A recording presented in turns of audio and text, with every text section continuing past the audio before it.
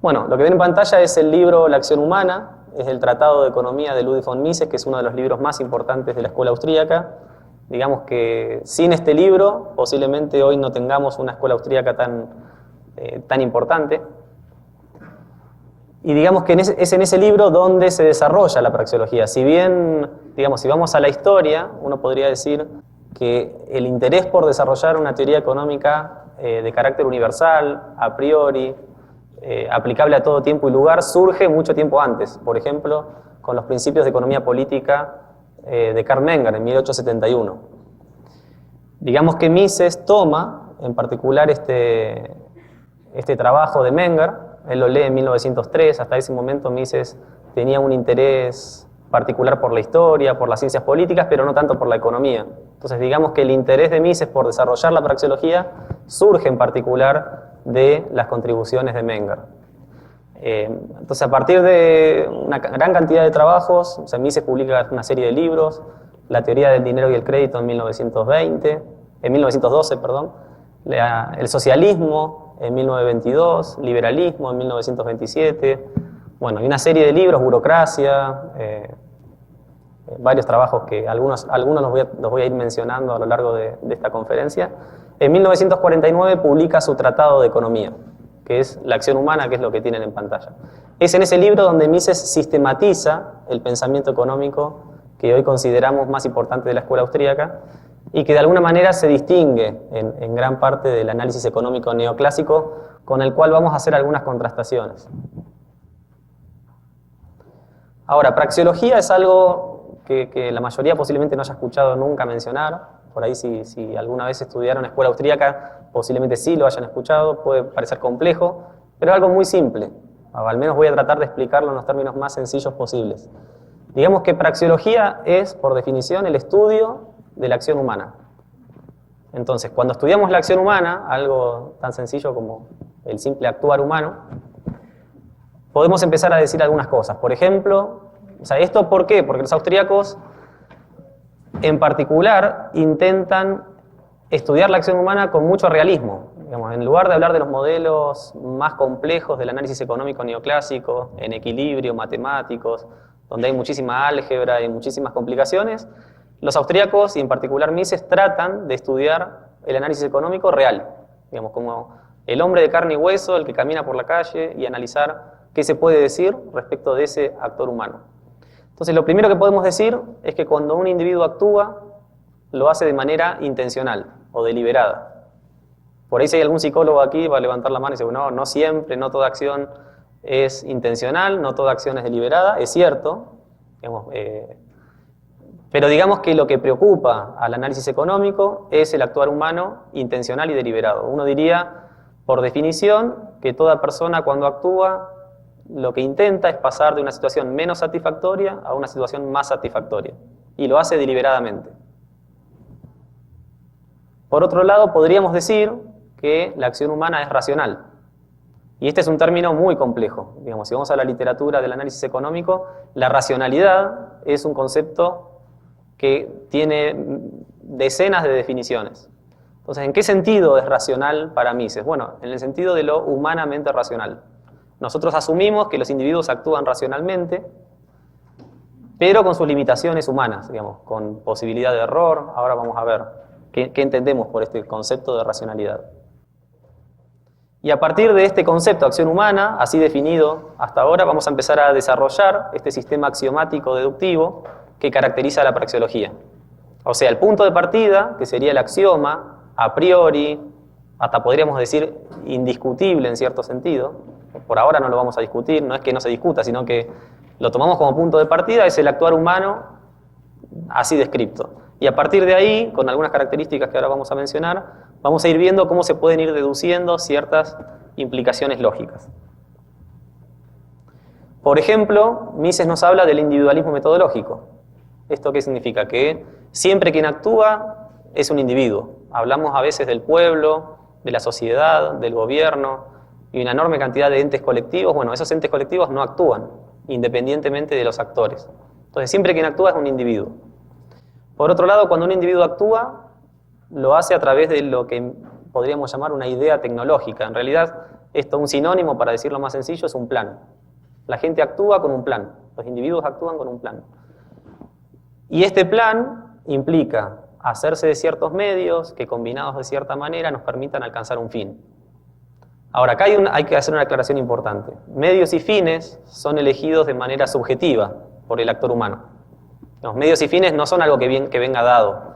Esto puede ser un problema en economía, porque en muchos modelos, medios y fines se asumen dados. Y si estudiaron alguna vez economía, de una manera tradicional, por fuera de la escuela austríaca, la típica definición que uno escucha de economía es, bueno, tenemos medios que son escasos y tenemos fines que son ilimitados. Digamos, el ser humano, por definición, nunca se satisface. Entonces, los fines, los deseos, las preferencias, son ilimitadas. Entonces, ¿cuál es el problema económico? Simplemente asignar esos medios y recursos limitados a estos fines que son ilimitados. Ese es el problema económico, tal como lo planteaba Lionel Robbins, por ejemplo, y muchos teóricos de la economía en general. Ahora, hay un autor como Hayek, Friedrich Hayek, que fue alumno de Ludwig von Mises, que plantea que esto no es así. Digamos, el problema económico no es un problema de asignar medios conocidos a fines ilimitados, pero conocidos. El problema es que no sabemos cuáles son los medios y no sabemos cuáles son los fines. En cuanto a fines, está claro que cada uno tendrá que elegir cuáles son los fines que quiere alcanzar. Pero en cuanto a medios, también quedará de parte de los actores humanos ver cuáles son los medios que podemos elegir para alcanzar esos fines. Y les doy un ejemplo que tiene que ver con lo que podríamos llamar una teoría subjetiva del capital. Por ahí es ilustrativo. Por ejemplo, yo voy caminando por la calle y veo 4 botellas de vidrio a un costado. Entonces esas 4 botellas de vidrio las miro, digo, no me parecen útiles, sigo caminando. Esas 4 botellas de vidrio no son un bien económico porque no representan utilidad para mí.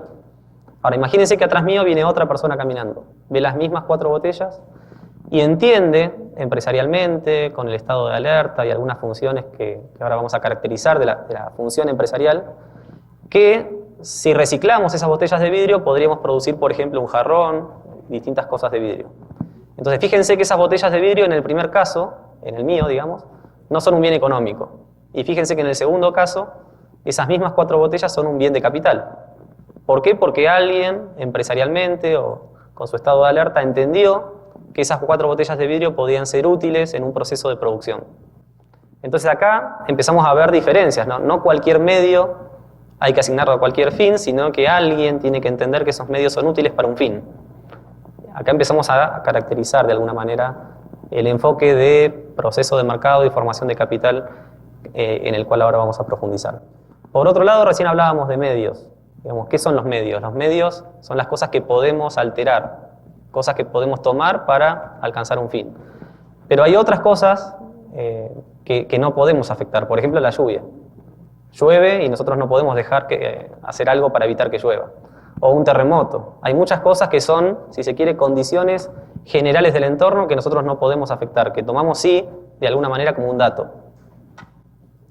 Por otro lado, una cosa que se puede, de alguna manera, deducir de la acción humana es el tiempo. Tenemos 24 horas por día para actuar y ese tiempo es escaso. Entonces nosotros actuamos con esa limitante. Y por otro lado, no podemos dejar afuera el tiempo y hacer un análisis económico estático, porque estaríamos dejando de lado, digamos, uno de los factores más importantes del análisis económico y de la vida humana. Bueno, gran parte del análisis económico no austríaco tiene este problema, dejar afuera el tiempo y basar todo su análisis económico de alguna manera desde una visión bastante estática. Bueno, escasez es algo que ya habíamos mencionado, el tiempo es escaso, los recursos son escasos, escalas de valores o preferencias subjetivas, es muy importante. Si hablábamos de individualismo metodológico, los austríacos además enfatizan en un subjetivismo metodológico, en el sentido de que hay que tomar al hombre de carne y hueso con sus propias valoraciones y sus propios fines. Y por último, vamos a hablar de incertidumbre. ¿Qué es incertidumbre? Simplemente el hecho de que una persona cuando actúa lo hace en un marco de incertidumbre, suponiendo que ex ante espera, tomando ciertos medios, alcanzar un fin, pero solamente ex post, después de realizada la acción, la persona puede analizar si los medios fueron correctamente elegidos o no. Bueno, a partir de esto es un ejemplo, se pueden deducir muchas más cosas de la acción humana. Por ejemplo, en un libro de Gabriel Zanotti, que es un filósofo argentino, él escribe un libro sobre la economía de la acción humana. Es un libro corto, de 150 páginas más o menos, donde sistematiza todo lo que se puede ir deduciendo de la acción humana y desarrolla toda la praxeología, de alguna manera sistematizando el pensamiento de la acción humana y otros libros en un volumen muy pequeño, pero ir deduciendo estos términos que son tan importantes y viendo cómo un concepto es útil para definir otro, y así sucesivamente. Nosotros vamos a decir que en base a estos términos, por ejemplo, se pueden empezar a deducir algunas leyes fundamentales del análisis económico. Una de ellas es la ley de utilidad marginal. Esta ley sirve, por ejemplo, para determinar los precios, y los precios son un factor fundamental del análisis económico. También tenemos la ley de rendimientos decrecientes, que es un fenómeno fundamental para hablar del precio de los factores de la producción. Esto incluye la determinación de los salarios, incluye el precio que se paga por algunos factores productivos, todo lo que se pueda, por ejemplo, obtener de la naturaleza. Son factores productivos útiles para procesos de producción. El precio de esos factores de la producción viene determinado de alguna manera por la ley de rendimientos decrecientes, por la ley de imputación. Bueno, son distintas teorías sobre las cuales ahora no vamos a profundizar, pero la idea es que ustedes vayan viendo cómo, partiendo de la acción humana, terminamos hablando de temas tan complejos como puede ser el ciclo económico. La tercera ley, y esta sí es una ley sobre la cual vamos a detenernos, es la ley de preferencia temporal. Y uno lo puede definir en términos muy sencillos diciendo que una persona siempre prefiere consumir en el presente antes que en el futuro. Digamos, y una persona, para postergar consumo presente, lo que va a pedir es una tasa de interés. Entonces, si yo puedo consumir hoy o puedo retrasar mi consumo. Si voy al banco y deposito mi dinero a plazo fijo, imagínense un año, lo que yo estoy haciendo es postergar consumo presente. A cambio, el banco me paga una tasa de interés. Después, si hablamos ya de la función bancaria, el banco va a tomar ese mismo dinero que yo deposité, se lo va a prestar a un tercero, a un empresario, a un inversor, para algún proyecto de inversión. Y digamos que ese inversor va a pagar una tasa de interés mayor a la que me pagan a mí, digamos, y en ese trading aparece lo que podríamos llamar el negocio bancario. Ahora, de esa ley de preferencia temporal, nosotros deducimos lo que se conoce como la tasa de interés originaria. Este es un concepto también muy importante, que lo vamos a identificar con la preferencia temporal. Ahora, antes de avanzar, digamos, relacionando la tasa de interés con algunos otros conceptos como el ahorro, la inversión, el proceso de formación de capital, vamos a hacer algunas aclaraciones metodológicas dentro de la praxeología, porque la idea final es que podamos hacer algunas acotaciones, por ejemplo, respecto de la predicción y el análisis económico que en general se hace del mundo real. Bueno, esto nos obliga a hablar de lo que podríamos denominar las subhipótesis auxiliares y las construcciones imaginarias. Ahora, ¿qué es esto? Acá hay un debate, hago una aclaración o un pie de página, de que, por ejemplo, hay algunos autores como Murray Rothbard que leen en la acción humana una praxeología más cerrada o más radical, en el sentido de que todo puede ir deduciéndose de la acción humana sin hacer estas aclaraciones o estas subhipótesis auxiliares. Otros autores, al estilo Fritz Machlup, observan que es fundamental hacer estas aclaraciones y tomar estas subhipótesis auxiliares para desarrollar el análisis económico. Entonces lo que vamos a hacer ahora es basarnos especialmente en Machlup, que es una de las posibles lecturas que tiene la praxeología de Mises. Bueno, estas subhipótesis nos llevan, por ejemplo, a hablar de la antropología, o por ejemplo de lo que podríamos denominar el alertness empresarial. Ahora, ¿qué es esto? Uno podría decir, digamos, que la gente aprende, y podríamos incluso decir que el aprendizaje es también una de las implicaciones que se pueden deducir de la acción humana. Si todos nosotros que estamos hoy aquí, desde que nacimos hasta el día de hoy, hemos aprendido una enorme cantidad de cosas. Entonces, ese aprendizaje en sí es algo que uno podría decir es una característica, la gente aprende. Ahora, lo que está en duda es el grado de aprendizaje. O sea, no podemos decir a priori que todo el alertness empresarial es suficiente, por ejemplo, para que haya desarrollo económico en un país determinado. Entonces lo que decimos es que a priori no se puede determinar cuál va a ser el grado de alertness empresarial que va a haber en una determinada economía.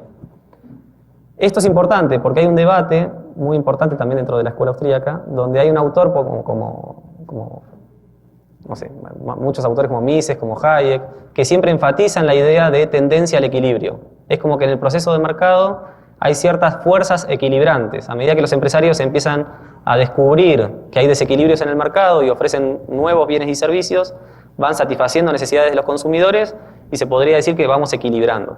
Sin embargo, hay otros autores, como Jekyll o como Ludwig Lachmann, que enfatizan también la idea de que existen ciertas tendencias o fuerzas desequilibrantes. Digamos, a veces tendemos al equilibrio, pero a veces nos alejamos del equilibrio. ¿Esto por qué? Pues bueno, porque hay error empresarial y hay una enorme cantidad de casos en los cuales los empresarios se equivocan y más que acercarnos, nos alejamos del equilibrio. Bueno, ¿de qué depende que haya tendencia al equilibrio o al desequilibrio? Depende en gran parte de este grado de alertness empresarial.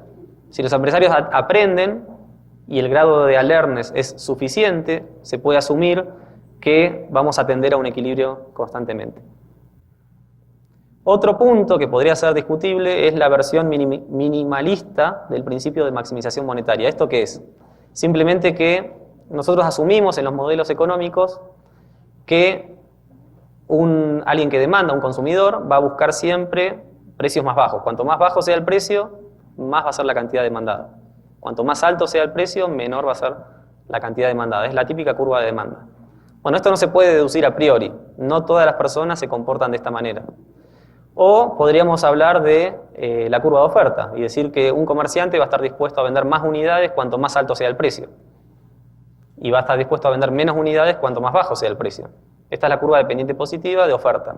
Bueno, no necesariamente los comerciantes se manejan de esta manera. O sea, digamos, no está mal asumirlo en los modelos económicos, pero digamos que no se puede asumir a priori que la gente se va a comportar de esta manera, con lo cual abrimos, digamos, un paréntesis en que esto se podría discutir. Otra de las subhipótesis auxiliares es sociológica. Esto tiene que ver con la ley de asociación, la división del trabajo y el sistema de cooperación social. Digamos, muchas veces los austríacos asumimos en los modelos que la gente tiende a cooperar. Ahora, esto es algo muy discutible. Digamos, todos los modelos de teoría de los juegos, gente que se está dedicando ahora al análisis económico del derecho, analizan casos muy particulares donde dicen, bueno, en este caso la gente coopera, en este caso la gente no coopera. ¿Y por qué no coopera? Bueno, van explicando caso por caso. Esto, por ejemplo, lo voy discutiendo ahora con algunos alumnos aquí. Digamos, cuando hablamos, comparo Argentina con Guatemala. Entonces yo les digo, miren, Argentina tiene una inflación muy alta, tiene desequilibrios fiscales, tiene además un gobierno muy grande, que es deficitario, tiene proteccionismo en materia de comercio internacional, digamos, todo lo opuesto a lo que Mises y los austríacos hubieran sugerido. Guatemala, por el contrario, tiene estabilidad monetaria, tiene un Estado limitado, tiene apertura económica, un tratado de libre comercio con Estados Unidos. Digamos, ¿y por qué, digamos, Guatemala tiene algunas complicaciones de desarrollo? Bueno, en gran parte por lo que vamos a denominar el cuarto factor, que son las instituciones, la seguridad jurídica, el Estado de Derecho, las reglas de juego claras, tiene que ver con la propiedad privada, con la libertad de entrada al mercado, con el libre contrato.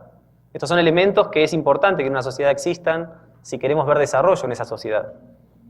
Ahora, en Argentina existe un determinado grado de instituciones, en Guatemala existe otro grado determinado de instituciones. Uno de los grandes problemas de Guatemala, al menos hasta ahora, es no poder generar en la población un respeto por los derechos de propiedad y un, si se quiere, libre contrato y respeto por los contratos.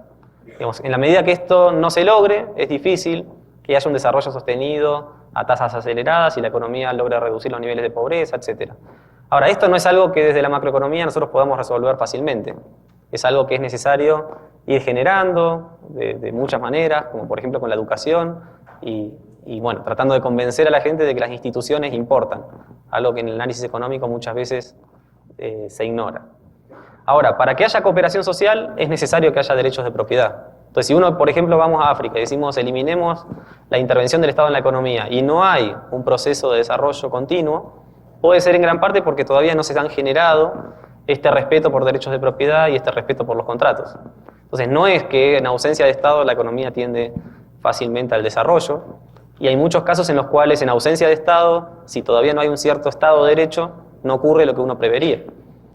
Digamos, ¿por qué es tan importante esto? Porque uno diría en ausencia de Estado, de intervencionismo y bueno, ahora vamos a ir viendo algunos casos concretos, de precios máximos, de salarios mínimos, y de políticas que distorsionan el proceso de mercado, uno diría, bueno, el proceso de mercado hace que la economía se enriquezca, que la gente alcance mayores niveles de bienestar.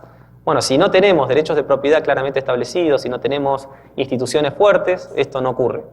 Por eso no podemos asumir a priori que en todos lados van a haber derechos de propiedad, instituciones, reglas de juego claras, etc. Es algo que es, al menos en el análisis macroeconómico, una hipótesis auxiliar fundamental. Pasamos ahora a otra acotación, que son las construcciones imaginarias. Después voy a tratar de unir todos estos elementos. Hasta ahora estoy tirando ideas que son importantes dentro de la praxeología. En un momento voy a empezar a unir todo y creo que va a quedar más claro. Ahora, ¿qué son las construcciones imaginarias? En general los economistas, y en general en todas las ciencias, uno va de menor a mayor. Por ejemplo, nosotros estamos empezando estudiando la acción humana, el individuo, cómo actúa y qué se puede decir de la acción humana. Después, en cualquier libro tradicional de economía van a encontrar que empezamos a ver intercambios. Una persona intercambia con otra y genera ciertos resultados. Después ya hablamos de una sociedad y empezamos a hablar de procesos de mercado, de división del trabajo, de coordinación social. Después hablamos del Estado, por ejemplo, o podemos hablar del dinero. El dinero hace posible el cálculo económico racional y hace posible que haya un proceso de desarrollo. Piensen en algún momento, no sé si lo han pensado alguna vez, pero ¿qué pasaría si no hubiera dinero en la economía? Colapsaría, sería muy difícil realmente que vivir sin dinero. De hecho, en economías donde el dinero ha sido destruido por procesos hiperinflacionarios, ha sido una catástrofe en materia económica y social también. Después, cuando ya introducimos al dinero y al Estado, empezamos a ver qué es lo que el Estado puede hacer con políticas económicas determinadas, políticas monetarias, políticas fiscales, políticas cambiarias, políticas de distinto tipo y las consecuencias que esas políticas generan. Bueno, como ven, vamos avanzando de menor a mayor. En las construcciones imaginarias vamos a estar empezando a hablar de economía autística, que tiene que ver con un individuo aislado, y el típico ejemplo o la típica forma de operar de los economistas es empezar a hablar, por ejemplo, de Robinson Crusoe. Luego vamos a pasar a una economía pura de mercado. Esto quiere decir que vamos a pasar al marco social, donde un individuo ya se empieza a interrelacionar con otras personas. Acá vamos a asumir la economía de giro uniforme, que tendría que ver con lo que los economistas llaman el ceteris paribus. En física uno puede hacer ciertos experimentos controlados. Bueno, si yo quiero mostrar la ley de gravedad, tomo una lapicera, la suelto, la lapicera cae y se prueba de alguna manera la ley de gravedad. Es un experimento controlado con muy pocas variables donde hay una causa-efecto. Yo suelto la virome, se cae, prueba la ley.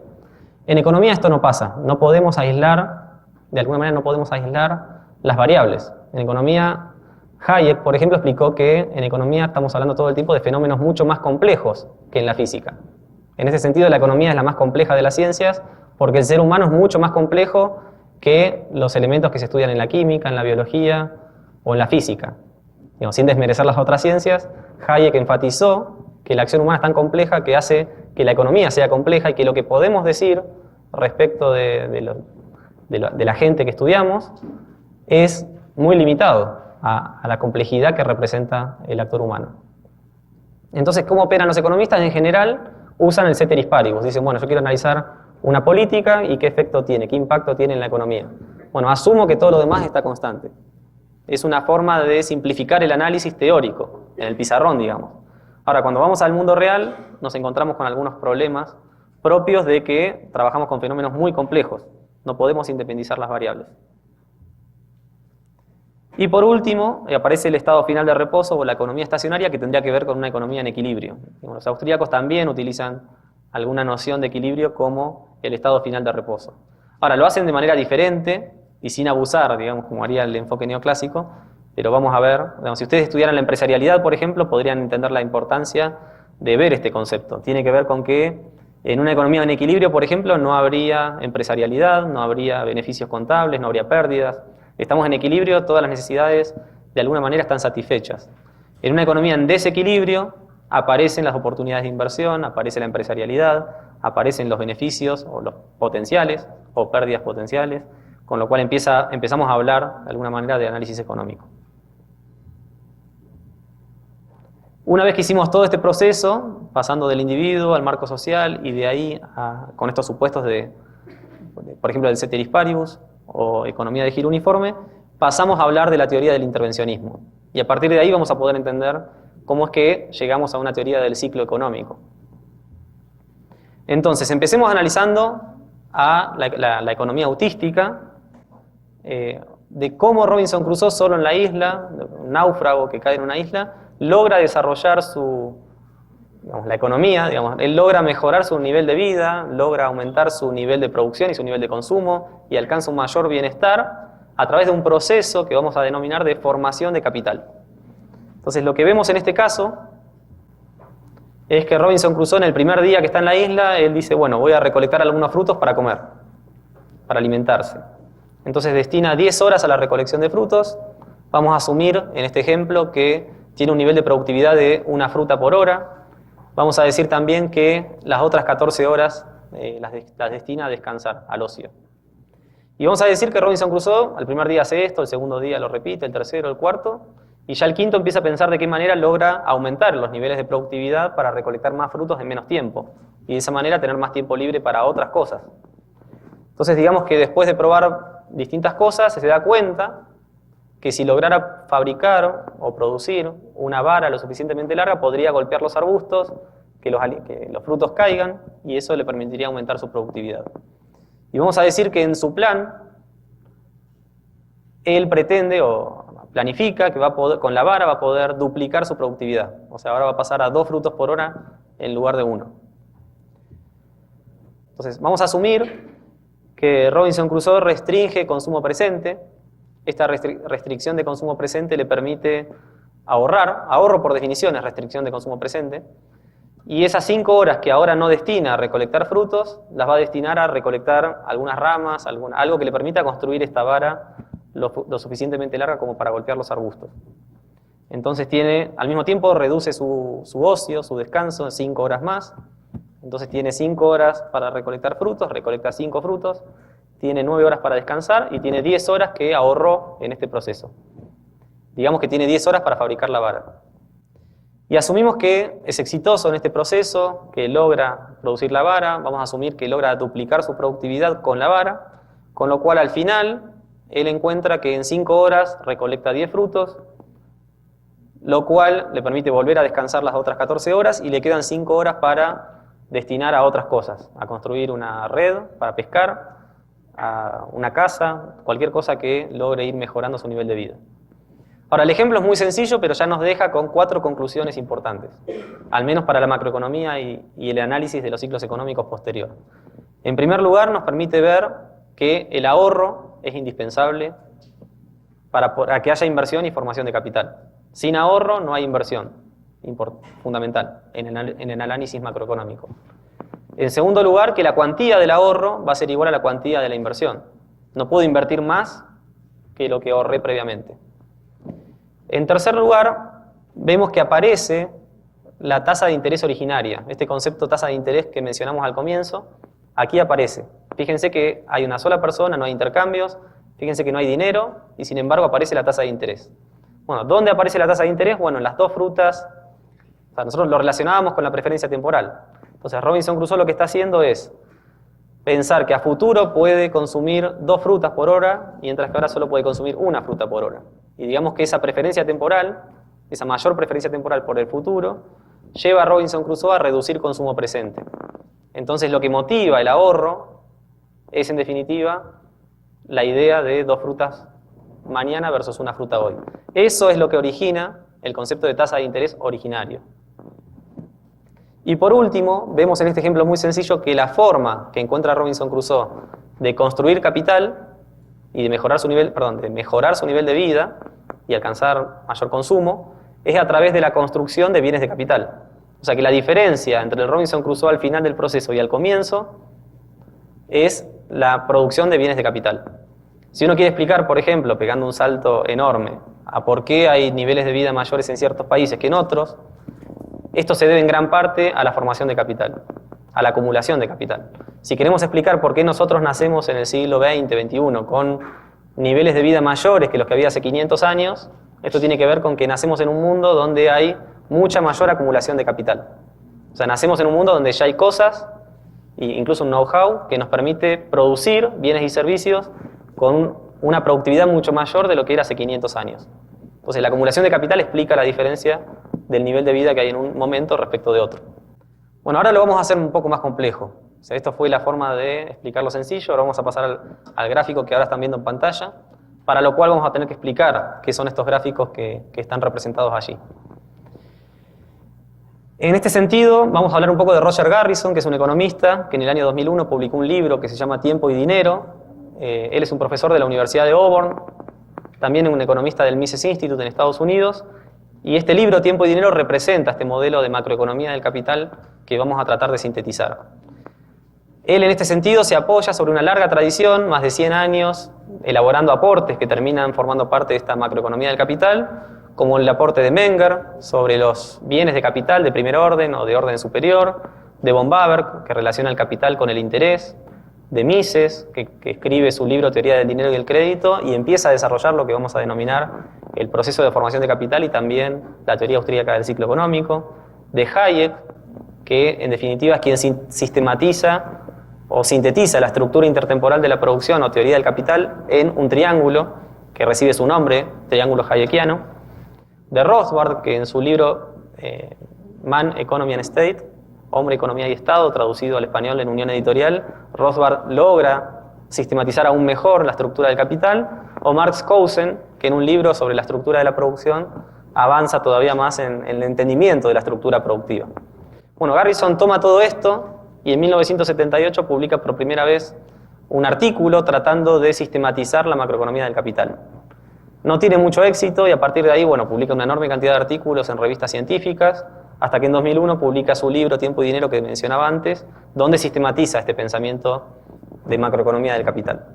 Siempre comentamos que Tiempo y Dinero es un libro muy complejo, en general porque asume que el lector ya conoce toda la macroeconomía tradicional, asume que el lector ya conoce toda la teoría de la escuela austríaca, con lo cual se puede volver muy difícil comprender todo lo que está representado en ese libro. Digamos, aquí lo vamos a tratar de explicar en términos muy sencillos.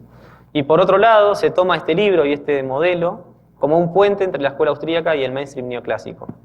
Esto quiere decir, o tiene razón de ser, en que en general el mainstream neoclásico trabaja con gráficos, con matemática, con modelos, y los austríacos no. Entonces, si bien puede parecer que Garrison de alguna manera rompe con una tradición, que es trabajar en términos de la lógica verbal, sin necesidad de gráficos, digamos que fue una herramienta para que los economistas de la corriente tradicional estudien la macroeconomía del capital y los ciclos económicos. Entonces, lo que vimos recién en términos de Robinson Crusoe lo podemos representar ahora en esta estructura intertemporal de la producción.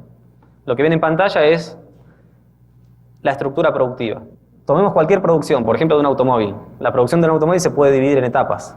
Hay una primera etapa de diseño, hay una segunda etapa de compra de materias primas, hay una tercera etapa de ensamble, hay una cuarta etapa de controles del automóvil, hay una quinta etapa de pintura y hay una sexta etapa de venta al consumidor final. Entonces, cualquier proceso de producción se puede separar en etapas. Acá vemos también el tiempo como un factor importante. Entonces, asumimos que el producto final, cuando llega a la última etapa, tenemos un producto para satisfacer las necesidades del consumidor. Pero no hay que desatender que todo ese proceso productivo llevó mucho tiempo, muchas etapas, en las cuales hubo que pasar por apoyarse incluso sobre otros bienes de capital producidos en el pasado. Esto está bien representado, no sé si lo han leído, seguramente la mayoría sí, el artículo Yo el lápiz de Leonard Read, que es un artículo clásico muy corto de 10 páginas donde uno ve que cualquier cosa, por más sencillo que parezca, implica para producirse un proceso enormemente complejo. Bueno, eso que ustedes estudiaron está simplificado de alguna manera en esta estructura del capital. A ver, en la última etapa, ustedes ven que el consumidor paga 100 onzas de oro, en el ejemplo. Ahora, ¿dónde van esas 100 onzas de oro? Vamos a decir que 80 van a pagar bienes de capital de etapas anteriores. Vamos a decir que 15 onzas de oro van a pagar a los factores originarios de producción, que puede ser fuerza de trabajo, o puede ser cosas que se extraen de la naturaleza. Y 5 onzas de oro son el beneficio empresarial que tenemos en ese sector. Luego, si vamos a la etapa anterior, se pagaron 80 onzas de oro. ¿A dónde van esas 80 onzas de oro? 60 van a otros bienes de capital producidos previamente, 16 van a los factores originarios de producción, que pueden ser salarios y otras cosas, y 4 son el beneficio empresarial de esa etapa del proceso productivo. Lo que vemos también es que cualquier proceso productivo puede ser llevado adelante por una única empresa o por muchas empresas. Acá podemos asumir, por ejemplo, que en las etapas que antes mencionábamos del automóvil, hay distintas empresas ocupándose de cada una de estas etapas. Entonces lo que vemos, por ejemplo, es que en la primera etapa, o en el ejemplo la última, la de 100 onzas de oro, hay un beneficio empresarial de 5 onzas de oro y para ello se invirtieron 80 más 15 onzas de oro. O sea que el margen de ganancia es del 5,26%. En la etapa siguiente vemos que el beneficio empresarial es de 4 onzas de oro, para lo cual hubo que invertir 60 en la compra de bienes de capital fabricados previamente, 16 para el pago de salarios y otros factores originarios de la producción, lo cual nos da de nuevo la misma tasa de ganancia. En la tercera y en la última etapa también tenemos la misma tasa de ganancia siguiendo con la misma lógica. Ahora, en la cuarta etapa, lo que vemos es que el margen de ganancia, o sea, la ganancia es de 2 onzas de oro, y lo que invertimos son 30 onzas de oro para comprar factores de capital, bienes de capital fabricados previamente, y 13 para el pago de salarios y algunos factores originarios de producción. Y luego en la quinta etapa también tenemos un beneficio empresarial de 2, invirtiendo 20 más 8 onzas de oro. Con lo cual, lo que vemos es que las tasas de ganancia van variando. Por ejemplo, en la cuarta etapa el beneficio es de 4,65% y en la quinta etapa es del 7,14%. Bueno, en esto los austríacos, a través del proceso de mercado, nos explican que hay una tendencia en el proceso de mercado a que la tasa de ganancia en los distintos sectores o industrias tiende a equilibrarse. Esto lo podemos entender con la propia competencia. Si en una industria determinada el margen de ganancia es mayor que en otra, lo más probable es que los que están ganando menos dejen de invertir ahí y vayan a invertir donde se gana más dinero. Entonces, en este ejemplo podemos asumir que aquellos inversores que están en la cuarta etapa van a dejar esta etapa en donde ganan solamente el 4,65% y van a ir a invertir a la quinta etapa donde se gana más. Ahora, ¿qué va a ocurrir? Cuando en la cuarta etapa hay oferentes o productores que abandonan el sector, es probable que el margen de ganancia en esos lugares tienda a crecer. Mientras que en el otro caso, en la quinta etapa, donde tengo márgenes de ganancia superiores, a medida que otros competidores se suman a esa industria, es probable que el margen de ganancia promedio tienda a caer. O sea que en definitiva, en el proceso de mercado lo que vemos es una tendencia al que el margen de ganancia sea el mismo en cada uno de los sectores e industrias. Esto no quiere decir que ocurra. Si van al mundo real, siempre encontramos márgenes de ganancia diferentes. Lo que sí podemos ver en el mundo real también es que en determinados sectores donde hay márgenes de ganancia enormes con alguna innovación tecnológica, muy rápidamente hay muchos empresarios que tienden a ir a tratar de quitarle mercado a aquel que está ganando más dinero. Entonces el proceso competitivo tiende a generar este equilibrio, más allá de que nunca se llegue a ese equilibrio donde todas las ganancias son iguales para todas las empresas. Ahora, esa estructura intertemporal de la producción la sistematizamos o simplificamos en este triángulo. O sea, este triángulo es la estructura productiva. Lo que vemos es que en el eje vertical tenemos el consumo y en el eje horizontal lo que tenemos son etapas del proceso productivo, tiempo en definitiva. Entonces hay algunas etapas del proceso productivo que están muy cerca del consumo y hay otras etapas del proceso productivo que están muy lejos del consumo. Por ejemplo, si yo quiero construir un edificio de 100 pisos, necesito muchísimo tiempo. Va a haber un ingeniero industrial pensando en el edificio, planeándolo, diseñándolo.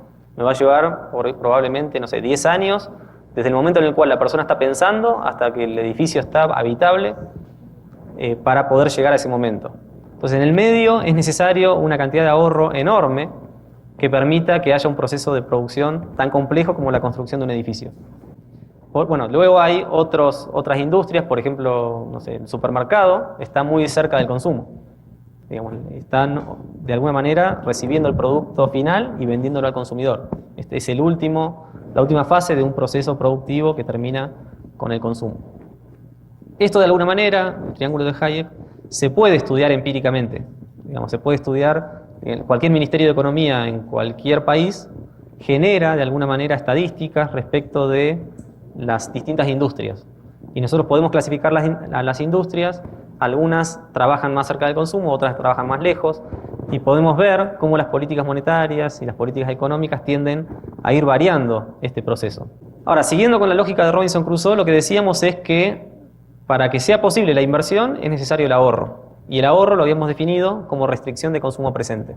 Entonces lo que vemos aquí es que se reduce el consumo presente, pasando de C0 a C1 en el eje vertical. Esta sería una contracción vertical. Y esos bienes que ahora no se están consumiendo, o ese dinero que ahora no se está consumiendo, puede ser utilizado para invertir en etapas que están más alejadas del consumo. En el caso de Robinson Crusoe fue la vara, pero hoy en día podría ser, por ejemplo, ahorrar dinero para construir ese edificio de 100 pisos. Entonces vemos que hay inversión en etapas que están más alejadas del consumo gracias a que hay gente que está ahorrando. A través del sistema bancario también se puede observar. Uno podría decir, hay gente que ahorra, que deposita su dinero a plazo fijo, y otras personas que toman ese dinero ahorrado y lo invierten en proyectos de inversión. Pero vemos de nuevo, no es posible invertir sin previo ahorro. Esto es el efecto de corto plazo. Fíjense que cayó el consumo. Pero el punto es que en el largo plazo, si el proyecto de ahorro, inversión y formación de capital fue genuino, fue exitoso, lo que vemos es que el consumo de largo plazo es mayor al que tenía al comienzo. Porque ahora formé capital. Robinson Crusoe con la vara alcanza niveles de consumo mayores que los que tenía sin la vara. Esa es la primera herramienta, la estructura productiva o el triángulo de Hayek. La segunda herramienta que vamos a utilizar es un mercado simplemente de oferta y demanda de ahorros, que en economía se llama el mercado de fondos prestables. Entonces, en este gráfico de oferta y demanda, lo que vemos es que en la curva de oferta tenemos a los ahorristas ahorrando, digamos. Cuando los ahorristas deciden ahorrar más, la curva de oferta se desplaza hacia la derecha y hacia abajo. Y por otro lado tenemos la demanda, que serían las empresas que toman esos créditos, esos ahorros para invertir. Entonces lo que vemos es, en el equilibrio de esa oferta y esa demanda se determina la tasa de interés. Esta tasa de interés es la tasa de interés de mercado o tasa de interés bruta en términos de Mises, que sería la preferencia temporal como uno de sus elementos más importantes, pero luego hay que agregar también la prima de riesgo y la prima por inflación o deflación esperada. O sea que hay más elementos que lo que teníamos al comienzo en el ejemplo de Robinson Crusoe. Entonces, lo que vemos en este gráfico es que si la gente decide ahorrar más dinero, la curva de oferta se desplaza hacia la derecha y hacia abajo, la tasa de interés tiende a caer. Y en el eje vertical, en el eje horizontal abajo, lo que ven es el volumen de ahorro, que se desplazaría hacia la derecha y daría lugar a mayores niveles de inversión. La tercera herramienta es la frontera de posibilidades de la producción. Esto es la FPP, que ven resumida en el gráfico, que representa de alguna manera la combinación de consumo e inversión que es sostenible en el tiempo. Digamos, representa el máximo que se puede producir en una economía. Si estoy sobre la frontera, digamos que si uno podría decir, si estoy en el punto sobre el eje vertical, por ejemplo aquí, estaría consumiendo todo e invirtiendo cero. Si estoy en este otro punto, estaría invirtiendo todo y consumiendo cero. Entonces uno tiene que elegir dónde quiere estar en el gráfico. Robinson Crusoe tomaba esa decisión. Ahora, este punto representa una combinación determinada de consumo e inversión. Digamos, acá es importante pensarlo que si uno se ubica en una proporción de mucho consumo y cero inversión, a largo plazo puedo tener problemas.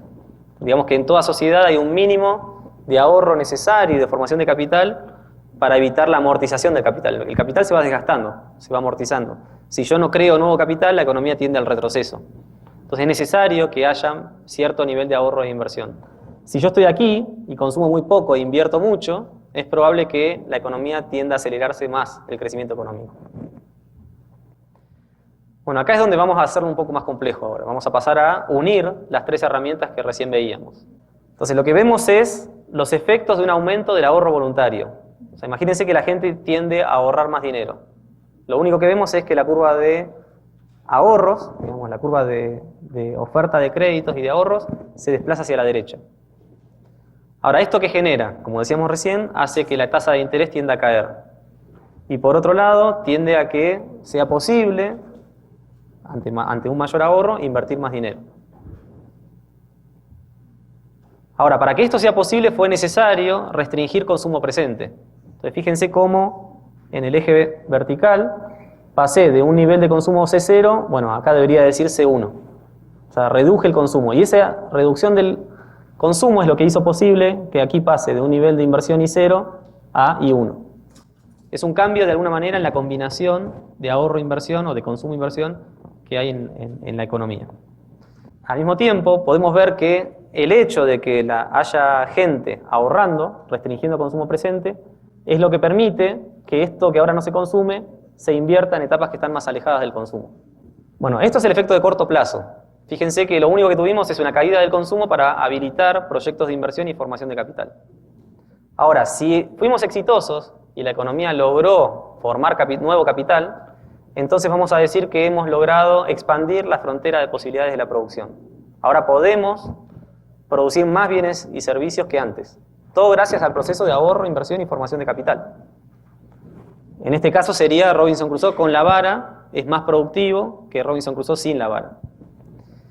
Y esa mayor formación de capital es la que permite que el triángulo de Hayek también se expanda vertical y horizontalmente. O sea, ahora puedo alcanzar mayores niveles de consumo que los que tenía al comienzo, gracias al sacrificio, si se quiere, de ahorro.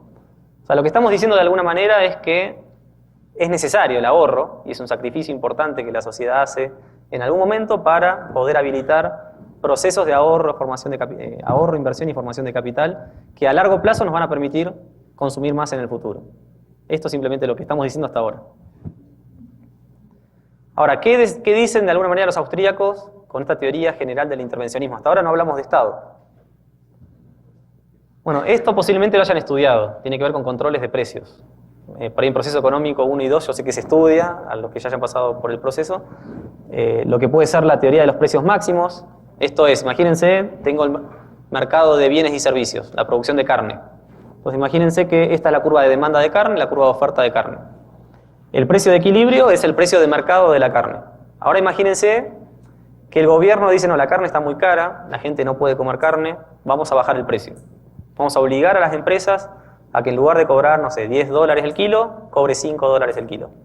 Entonces reducimos y fijamos un precio máximo que va a estar por debajo del nivel de mercado. ¿Cuál es la consecuencia según el gráfico? Por un lado, va a haber más demanda que la que teníamos en equilibrio, y por otro lado va a haber menos oferta. O sea, la gente a un precio menor va a demandar más, mientras que los productores a un precio menor van a ofrecer menos. Esto es lo que se llama un excedente de demanda. Y esto es un desequilibrio, es un problema. Lo que suele pasar en la vida real es que cuando el gobierno fija precios máximos, por ejemplo a la carne, la gente, los supermercados ofrecen una cantidad de carne, la gente va al supermercado toda la mañana, compra carne, pero al mediodía se acabó la carne. Entonces todos los que vienen después no tienen carne. Tiende a haber faltantes. Hay más excedente de demanda exceso de demanda implica que hay más demanda que las existencias que se produjeron. Y este desequilibrio lo produjo el Estado con esta política de precio máximo. Lo mismo podemos ver aquí, pero con el mercado laboral. Imagínense que la curva de oferta representa a todos los trabajadores y la curva de demanda representa a las empresas que contratan a estos trabajadores. Bueno, hay un salario de mercado, imaginando que son todos homogéneos, cosa que no es así. Pero digamos, para simplificar, que hay un precio de mercado para cada uno de los mercados laborales que puedan haber dentro del gran mercado laboral, si se quiere. Ahora, imagínense que el gobierno dice, no, están ganando demasiado poco, la gente no puede vivir con tan poco. Digamos, ¿por qué no fijamos un salario mínimo superior al salario de mercado? Esto es el precio mínimo. Bueno, ¿cuál es la consecuencia? Imagínense esto en los sectores más pobres, imagínense en el sector de la construcción, por ejemplo. Hay gente que trabaja por muy poco dinero. Entonces lo que vemos es que a un salario mayor, más gente está dispuesta a trabajar, entonces hay un desplazamiento de la oferta, pero a un salario mayor, menos empresas están dispuestas a contratar. Entonces hay una caída de la demanda de trabajadores. Este exceso de oferta se podría reducir o sistematizar o llamar desempleo. El desempleo se explica en economía a través del salario mínimo. Digamos, está bien intencionado el salario mínimo, pero en economía es claro que cualquier salario mínimo genera desempleo. Algunas personas van a tener un salario mayor, pero otras no van a encontrar trabajo. O si lo encuentran, lo van a encontrar en la economía informal, porque el Estado no deja que a este precio de mercado sean empleados. Bueno, la misma lógica general del intervencionismo es la que vamos a aplicar ahora para analizar concretamente la teoría austríaca del ciclo económico. Y para esto es necesario estudiar primero lo que podemos denominar la no neutralidad del dinero en el largo plazo, que podríamos llamar también el efecto de la política monetaria en la economía. A ver, hay muchos estudios sobre cómo el dinero se inyecta en la economía. A mí la mejor forma que tengo para explicarlo es una experiencia que tuve en España con Jesús Huerta de Soto, que es un catedrático de la Universidad Rey Juan Carlos, que lo que él hace es, imagínense un aula como esta, con 200 alumnos, viene con dinero real, con euros, y dice, bueno, imagínense que yo soy el Estado, ustedes son la gente y voy a inyectar dinero en la economía. Asumamos, no sé, por ejemplo, que en el total de la economía hay $1000 y yo voy a inyectar otros $1000 más, o euros, 1000 euros más. Entonces lo que dice es, bueno, yo soy el Estado y le voy a dar dinero, por ejemplo, a los docentes, que estaban ganando muy poco, le voy a dar dinero a los pensionados, jubilados y pensionados, que ganan muy poco, le voy a dar dinero a punteros políticos, que me ayudan a ganar campañas, le voy a dar dinero a ciertas personas, a los médicos, no sé, a hospitales públicos, a escuelas, maestros, etc. Entonces, de alguna manera asigno el dinero arbitrariamente, cada gobierno asigna el dinero y lo distribuye. Entonces dice, bueno, ahora los alumnos que recibieron dinero, levanten la mano. Levantan la mano 10 alumnos de los 200. Dice, bueno, como ven, el dinero no se distribuye proporcionalmente. Cuando el dinero entra en la economía, hay algunas personas que reciben dinero y otras que no. Hay un efecto de redistribución del ingreso, de alguna manera, un efecto desigual. Luego lo que dice Huerta de Soto es, bueno, los que tienen dinero, láncenlo para arriba. Entonces lo que vemos es esto. Los euros llueven en el aula. El dinero sube, cuando cae, dice, bueno, ahora los que tienen dinero cerca, levántenlo. Lo levantan. Dice, bueno, ¿quiénes tienen dinero ahora? Levantan la mano 30 personas. Ya no son 10, ya son 30. Hay 170 que no recibieron nada. Bueno, ¿esto qué es? Cuando la gente recibe dinero, por ejemplo, el maestro o el jubilado y pensionado, lo que hacen es empezar a gastar. Entonces empiezan a representar una demanda que si no hubiera habido inyección de dinero, no hubiera habido demanda. Con lo cual algunas empresas empiezan a vender productos que de otro modo no hubieran vendido. Esa mayor demanda hace que algunos precios suban. Entonces empezamos a ver un efecto inflacionario, producto de la inyección de dinero en la economía. Entonces vemos que algunas personas reciben dinero y otras no. Después le dice, bueno, los que recibieron el dinero ahora vuelvan a tirar del dinero. Bueno, lo vuelvo a repetir. Ahora levanten la mano quienes tienen dinero, ya son 50. Después 70, después 90, lo hace 4 o 5 veces. Final, lo que les dice es, bueno, vean que algunos recibieron dinero y otros no. Y fíjense que los precios subieron para todos.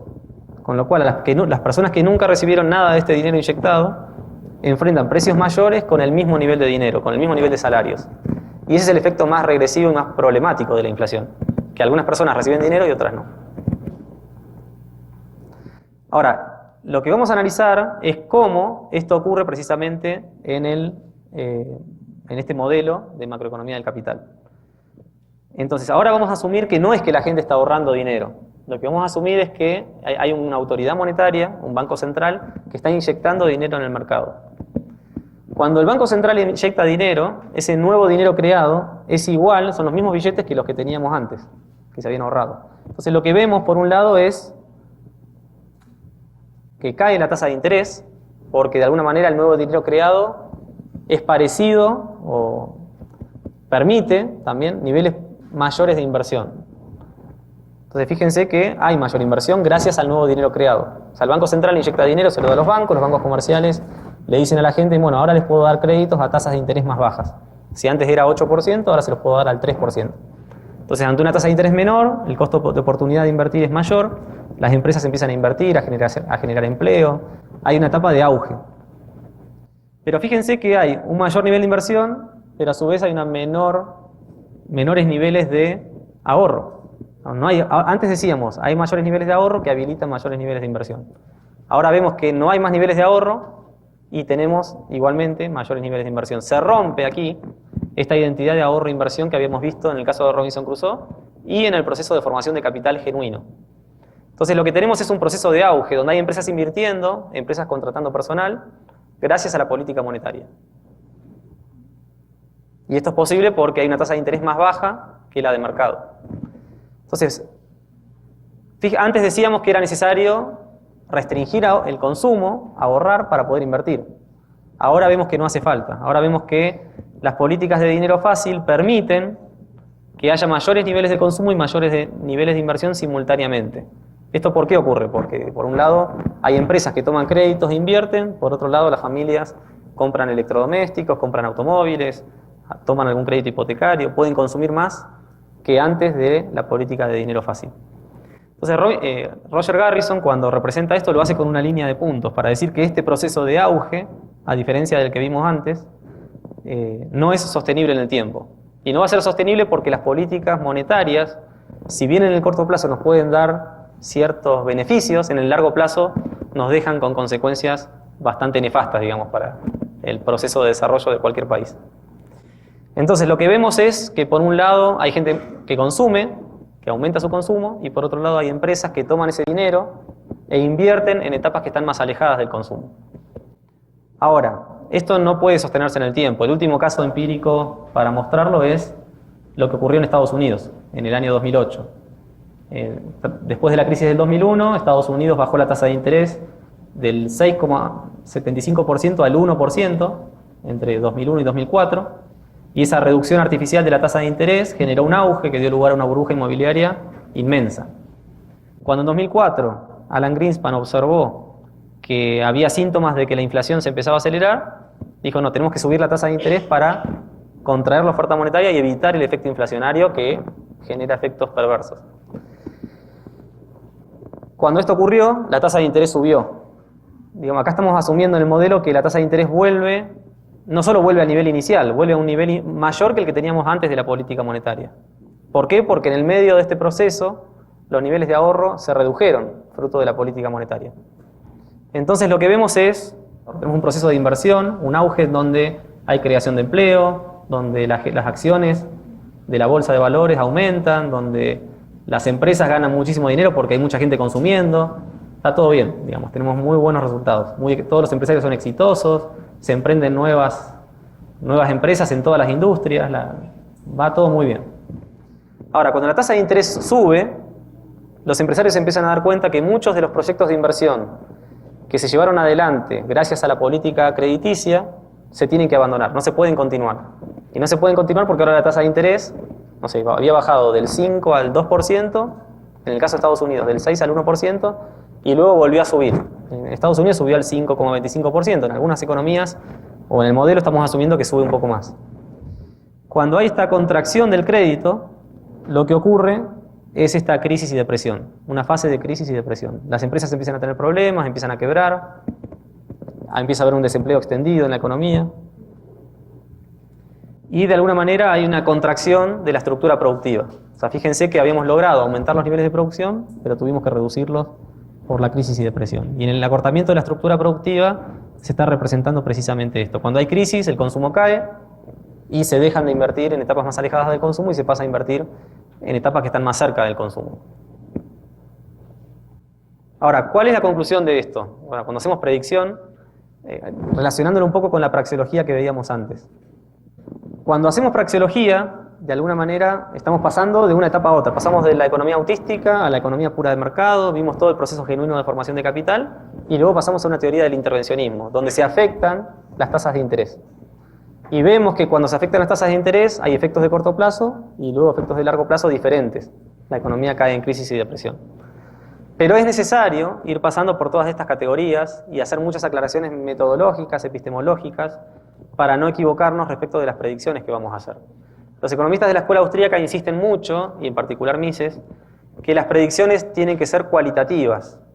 Y si se quiere son predicciones agregadas, donde estamos poniendo en tela de juicio o probando, o contrastando, diría Popper, no solo la mirada, digamos, del analista sobre la realidad, sino también probando todo el marco analítico, desde la acción humana, todas las implicaciones que deducimos de la acción humana, todas las leyes económicas, la ley de preferencia temporal, la tasa de interés, las relaciones que hay entre el ahorro, la inversión, la formación de capital y las consecuencias en definitiva que genera el intervencionismo, en este caso, en el mercado crediticio. O sea que de alguna manera lo que dicen los austríacos es, si bien hay un núcleo central a priori, que es indiscutible, o podríamos decir que no se discute directamente, sí se prueba empíricamente cuando hacemos el análisis económico realista en cualquier economía. Bueno, y con eso cerramos. Muchas gracias.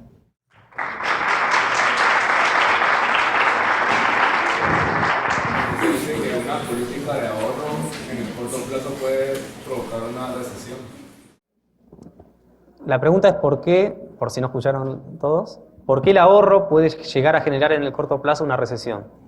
Esto tiene que ver con John Maynard Keynes o el keynesianismo, que es una de las escuelas de pensamiento económico más importantes. Keynes realmente ve al ahorro como un problema, y una forma de mostrarlo es con la Gran Depresión de los años 30.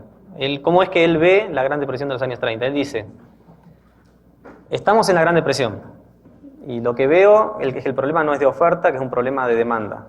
Digamos, cuento este caso para ilustrarlo. El problema no es de oferta, es de demanda. La gente no está demandando productos. Sin embargo, si vamos a los comercios, están todos los stands llenos de productos. La oferta está. El problema es que la gente no demanda. Entonces, si la gente no demanda, el comerciante, ¿qué hace? Llama a la fábrica y le dice, no me envíes más producción porque no logro vender lo que ya me mandaste la vez pasada. Entonces, la fábrica, cuando recibe esta noticia, para las máquinas. Empieza a despedir trabajadores. Esos trabajadores, a su vez, son familias que van a consumir menos dinero. Entonces, se reduce más el consumo. Si hay menos consumo, entonces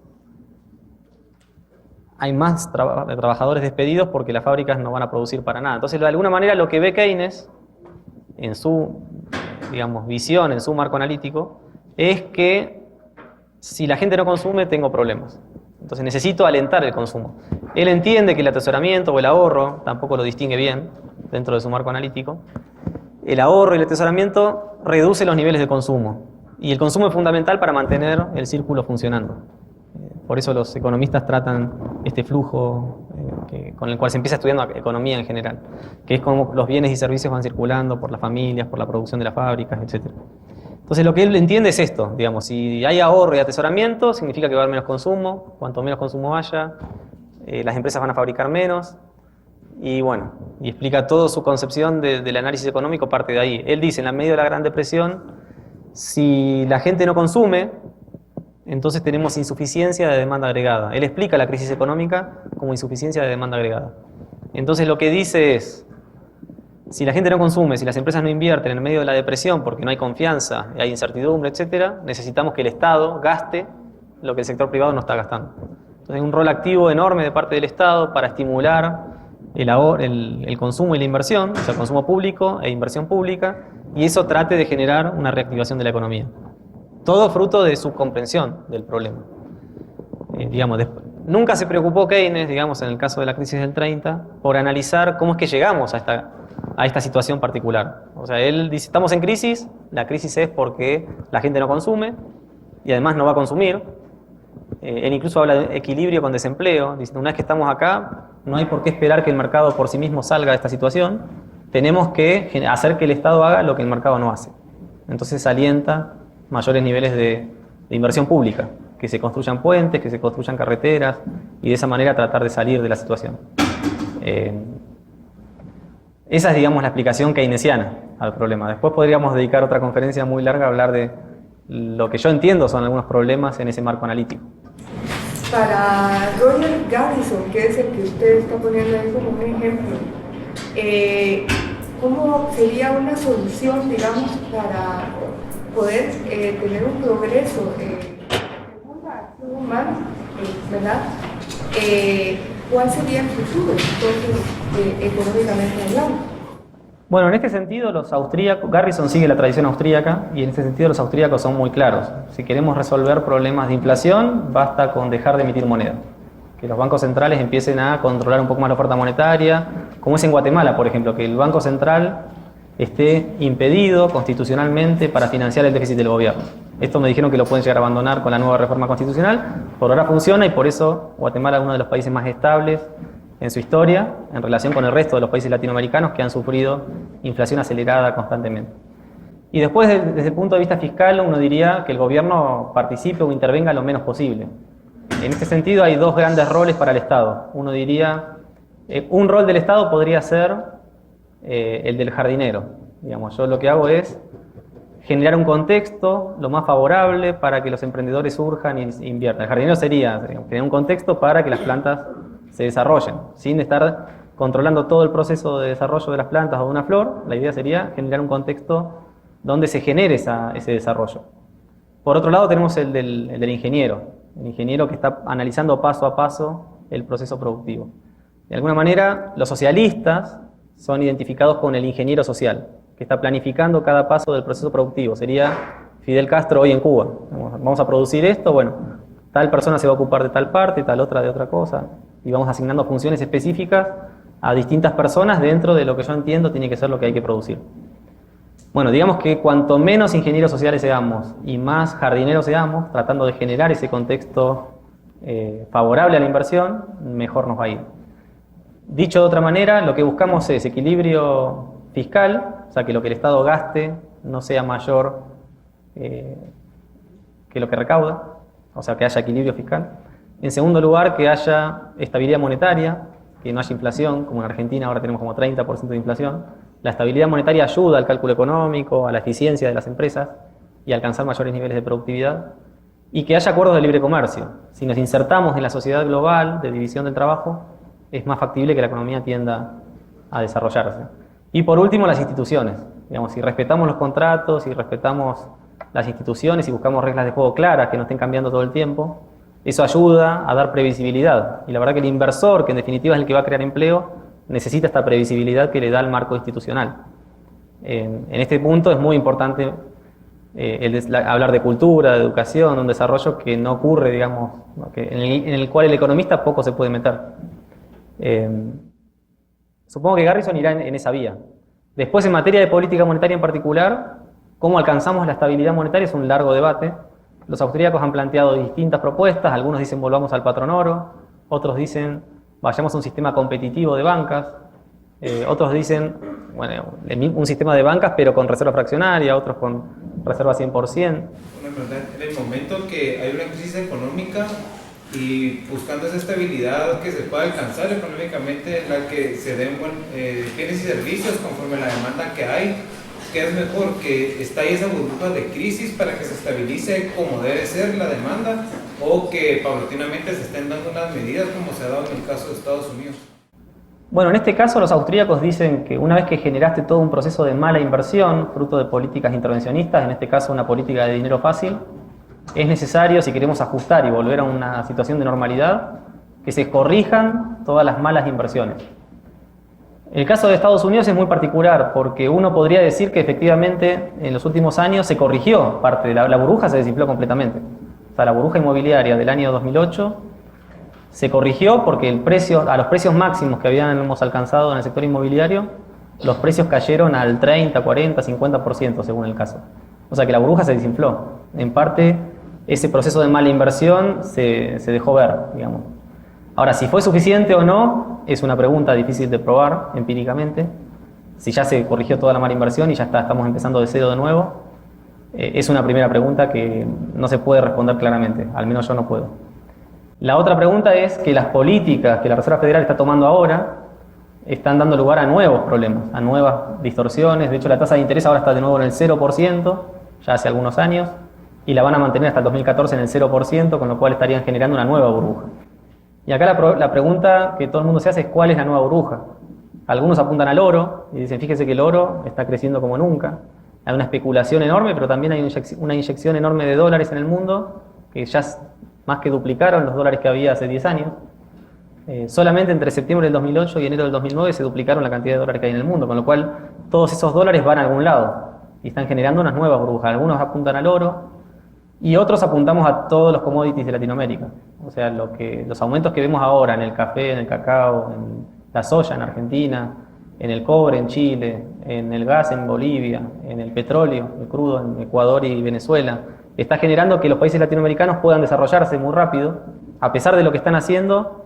O sea, en Latinoamérica tenemos ahora dos grupos de países. Uno es Argentina, ustedes sabrán de Cristina Fernández de Kirchner. Argentina, Bolivia, con Evo Morales, Venezuela con Chávez, Correa en Ecuador, Honduras creo también, estarían siguiendo un camino más de proteccionismo, una economía cerrada, con mucho intervencionismo. Mientras que por otro lado aparecen Chile, Brasil, Perú, Colombia y otros países, Guatemala, donde hay más tratados de libre comercio y un desarrollo un poco más basado en el mercado, de alguna manera con estabilidad macroeconómica y sin un Estado enorme, digamos. Y sin embargo vemos que hagan lo que hagan, todos los países crecen al 7-8% al año. O sea, muchos países, Argentina está creciendo de una manera muy importante. ¿Por qué? Bueno, a pesar de lo que hace el gobierno, está creciendo mucho porque si vemos el precio de los commodities, de la soya, del trigo, de todos los productos exportables, vemos que la entrada de dólares al país es gigantesca y el gobierno tiene la oportunidad de hacer un enorme populismo sin sufrir las consecuencias en el corto plazo. Lo mismo con Venezuela. Chávez puede ser ahora que salga reelegido nuevamente, a pesar de todo lo mal que está haciendo las cosas, y uno debería prever una catástrofe con todo lo que se viene haciendo en Venezuela, la economía sigue adelante, sigue desarrollándose, la gente sigue votando por Chávez. ¿Por qué?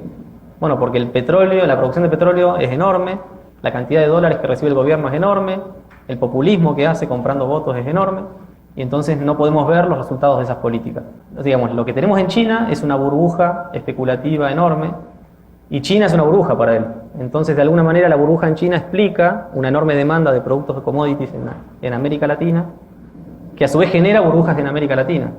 Y entonces, en algún momento, Estados Unidos revierte esta tasa de interés muy baja, en torno al 0%, y la eleva. No solo vamos a ver crisis en Estados Unidos, vamos a ver crisis en China y en América Latina. Así que en este sentido, en América Latina deberíamos estar tratando de ser más conservadores. En parte lo estamos haciendo. Todos los países están acumulando reservas por si viene esta crisis, lo cual es muy probable que pase. O sea, una crisis que va a ser global de verdad. Pero ya es otra burbuja. Una fue la burbuja inmobiliaria que se desinfló y otra es la burbuja que ahora es global y tiene mucho que ver con que todos los bancos centrales están basando sus políticas monetarias respaldadas en dólares. El dólar está pasando por una inestabilidad única, no hay muchos antecedentes a lo que estamos viviendo ahora. Y lo que prevemos de aquí a futuro es que haya muchísima inestabilidad. Y la teoría austríaca del ciclo económico lo explica. Al menos conceptualmente pudimos ver cómo las tasas de interés bajas, en torno al 0%, como hace Estados Unidos ahora, generan una inyección de dinero. Y si Estados Unidos no es el único que sufre las consecuencias de su banco central, es porque el resto de los bancos centrales del mundo respaldan sus monedas en dólares, y el resto de las economías global, digamos, cada vez más globalizada, más integrada, está de alguna manera apoyada sobre esa política monetaria de la Reserva Federal. Así que estamos en problemas, diríamos. En esto soy bastante pesimista, lamentablemente. Bueno, muchas gracias.